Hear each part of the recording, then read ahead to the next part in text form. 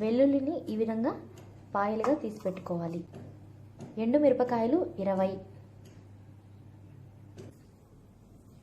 బాండీలో 1 tea spoon నూనె వేడి చేసుకోవాలి. చిన్న గ్లాస్ మినపప్పు,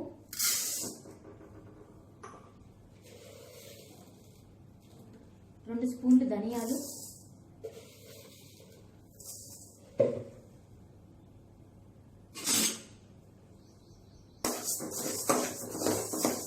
1 టీ స్పూన్ ఆవాలు,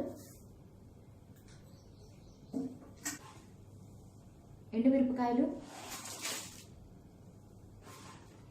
వీటన్నిటిని మాడకుండా కలుపుతూ కమ్మని వాసన వచ్చే వరకు వేయించుకోవాలి.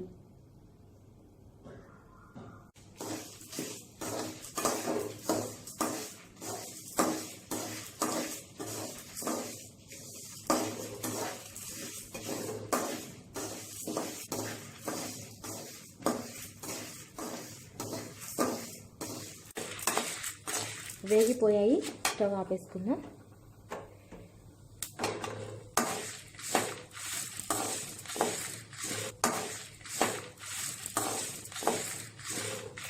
దీన్ని ఒక ప్లేట్లోకి తీసుకుని పూర్తిగా చల్లారనివ్వాలి.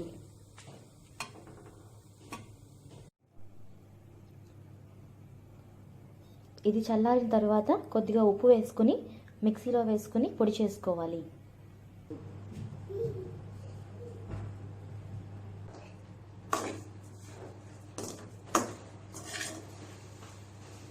వెల్లుల్లి కారపొడి తయారైంది. పూర్తిగా చల్లారిన తర్వాత డబ్బాలో పెట్టుకోవాలి.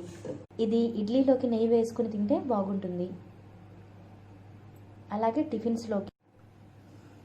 ఇది బాలింతలకి చేసి పెడతారు వెల్లుల్లి కారం.